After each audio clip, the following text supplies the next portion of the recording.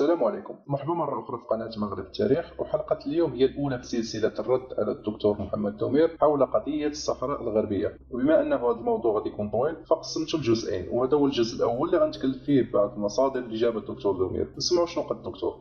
اليوم يناقش هذا الحد الفاصل بين المغرب الأقصى والصحراء الغربية، ونشوفوا إذا كان دعم العالم للصحراء الغربية هل هو دعم لتقسيم المروك ولا هو دعم لقضية عادلة وأرض محتلة لا تختلف على قضية فلسطين المحتلة. حاولت نسمع هذه الجمله هذه اكثر من مره باش نفهمها، ومع ذلك لحد الان ما فهمت ولا شيء منها. يعني امريكا اللي هي اقوى دوله في العالم تعترف بمغربيه الصحراء، وبالدليل الرسمي باش ما يقولش لك انها مجرد تغريده في تويتر. هذا هو موقع السجل الفيدرالي اللي هو نفس الجريده الرسميه في المغرب وفي الجزائر. اسبانيا اللي هي اصلا سبب المشكل تقف في صف المغرب وتدعم الحكم الذاتي المغربي، بالاضافه للعديد من الدول الاوروبيه بحال هولندا، بلجيكا، البانيا، بالاضافه لاقوى دوله عسكريه في افريقيا واللي هي مصر تدعم الصحراء المغربيه. مجلس التعاون الخارجي بما فيه قطر اللي كان ترزق فيها الدكتور دومير تدعم المغرب. باكستان اللي هي دوله نوويه تدعم الصحراء المغربيه، ولا ننساو العديد من الدول الافريقيه بحال السنغال وغامبيا. غادي نطرح سؤال على الدكتور دومير، واش من دعم للقضيه اللي تكلم عليها؟ يعني اغلب الدول اللي تدعم بوليزاريو هي دول مجهريه بحال فنزويلا، بحال بنما، كوبا، باستثناء طبعا جنوب افريقيا، المكسيك وايران اللي اصلا تدعم بوليزاريو في الخفاء عبر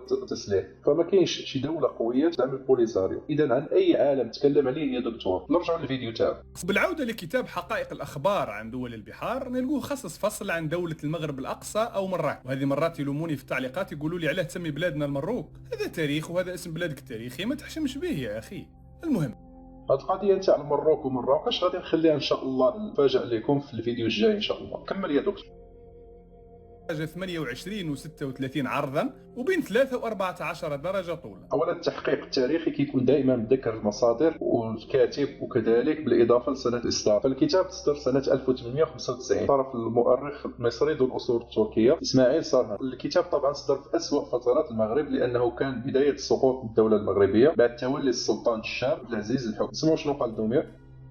هذه الخريطة نفعلوا شبكة خطوط الطول والعرض ونديروا زوم على هذه المنطقة. هذا هو خط العرض رقم 28، يعني هذا هو حد المروك الجنوبي حسب هذا المصدر، ولكن خلي اولا باه نتاكدوا بانه دقيق في ارقامه ونشوفوا اذا حدها الشمالي مطابق صح 36. هذا هو خط العرض 36 قاسم البحر بين اسبانيا والمروك، وشرقا هو قال خط الطول رقم 3. هذا هو خط الطول رقم 3 جاي مع واد ملويه، بصح ماهوش بحثنا، احنا نبحثوا على الحد الجنوبي. نرجع على قضيه الخطوط رقم 3 اللي جا قرب مدينه مليليه والناظور. يعني حسب الكتاب اللي جابه الدكتور دومير، فالناظور ومليليه ووجده وبركان المفروض تكون تابعه للحكم الفرنسي، بحكم انه الكتاب صدر سنه 1895، وهذا خطا كارثي لانه معاهده اللامغنيه كانت سنه 1845، مما يعني انه المؤرخ عنده اغلاط كارثيه في الفيديو. مع ذلك نكملوا الفيديو.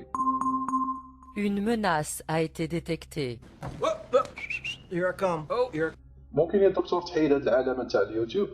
ودابا مزيان. واش يقول الكاتب على مساحه المغرب 815,000 كيلومتر مربع؟ الله يبارك. هذه هي خريطه المغرب المقسمه. مساحه الجزء الشمالي هي 446,000 كيلومتر مربع، مساحه الصحراء الغربيه هي 266,000 كيلومتر مربع، يعني المجموع تقريبا هو 710,000 كيلومتر مربع. يعني حسب الكتاب فالمغرب ضاعت له اكثر من 100,000 كيلومتر مربع. وما نساوش انه الكتاب يتكلم عن اسوأ فتره في تاريخ المغرب. شوفوا شنو كيقول الكتاب على مساحه الجزائر. هنا نقراو: تنقسم البلاد إلى 3 مقاطعات ويبلغ مسطحها 150,000 ميل مربع، يعني تقريبا 390,000 كيلومتر مربع. شحال مساحة الجزائر القارة حاليا؟ 2,381,000 كيلومتر مربع. الله يبارك يا أخي. يعني من سنة 1895 حتى سنة 1962 الجزائر زادت لها أكثر من 2 مليون كيلومتر مربع. فهنا نطرح السؤال للدكتور دومير، منين جات 2 مليون كيلومتر مربع؟ نرجعوا لكتاب حقائق الأخبار وندخلوا للصفحات المتعلقة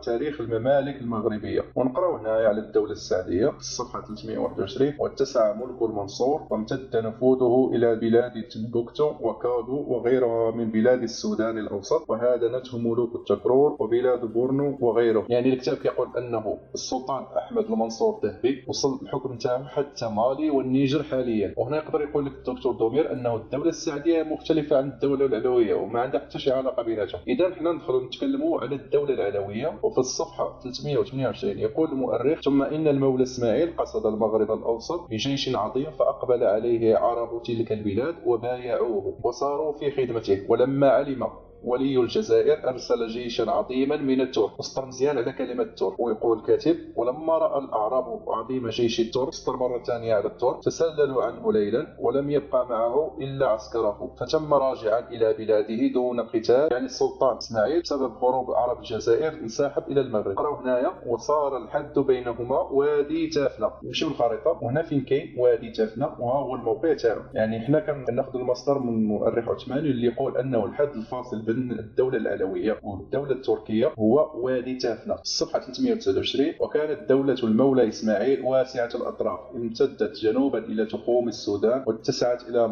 ما وراء نهر السودان وهو نهر النيجر، وشرقا إلى بسكرة من بلاد الجريد من نواحي تلمسان. ناخذ الخريطة ونحط نقاط على الأماكن اللي ذكرها المؤرخ العثماني. هذا وادي تافنة، هذه بسكرة، هذا نهر النيجر، وها هي تخوم السودان اللي يقصد بها السنغال وشنقيط. وهذا ماشي كلامي بل كلام المؤرخ العثماني اللي جابوا الدكتور دومير. قبل ما نختم النقاش حول الكتاب، نمشيو للصفحة 343 ويتكلم فيها على دخول الفرنسيين إلى الجزائر وعلى بيعة أهل تلمسان للسلطان مولاي عبد الرحمن بن هشام. وهذه البيعة أرسلوها لعامل وجدة واللي كان محمد بن طيب القناوي. ونقراو هنايا: وجدة مدينة من مملكة مراكش، واعتبرت حدا بين المغرب الأقصى والمغرب الأوسط بعد استيلاء العثمانيين على البلاد الجزائر. وهذا دليل على أن وجدة كانت تابعة للمغرب قبل دخول الفرنسيين للجزائر، وهذا باعتراف المؤرخ اللي جابوا الدكتور دومير. وانا نكونوا سالين قراءة الكتاب اللي جاب، فعلاش ما نخدموش بنفس المنطق اللي كيخدم به الدكتور دومير؟ نقراو هنا المانا دولاجي الصفحة 21 ويقول الكاتب على الجزائر: تقع بين خط 36 33 ومساحتها 390 ألف كيلومتر مربع. وهذا الكتاب هذا صدر سنة 1853. هذا كتاب آخر اسمه 1 مليون دو في صدر سنة 1846 ويقول على مساحة الجزائر 304,000. وفي هذا الكتاب هذا اللي صدر في سنة 1879 كيوصف الجزائر بحيث يقول عليها أن حدودها غير معروفة في الجنوب، وأنها تتقدم تدريجيا عندما تتقدم الحملات العسكرية الفرنسية. ويتكلم هنا على عمق الجزائر بأنه يوصل 300 كيلومتر للجنوب، ومساحتها 25 مليون هكتار، يعني ما يساوي 250 ألف كيلومتر مربع. يشوف كتاب آخر، وهذا المرة نشوفوا مساحة المغرب اللي كتوصل 752 ألف كيلومتر مربع. وفي كتاب ديكسيونير جيوغرافيك يقول على مساحة الجزائر 390 ألف كيلومتر مربع، بل يقول أنه تمتد جنوبا إلى 400 كيلومتر.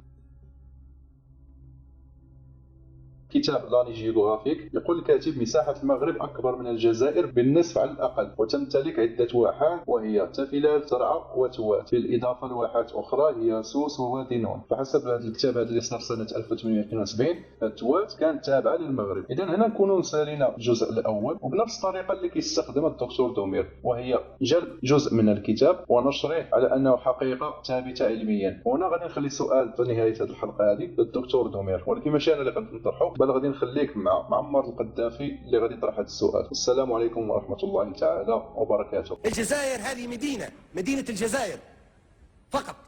من الذي عمل هذا الشكل وسماها الجزائر؟ الاستعمار.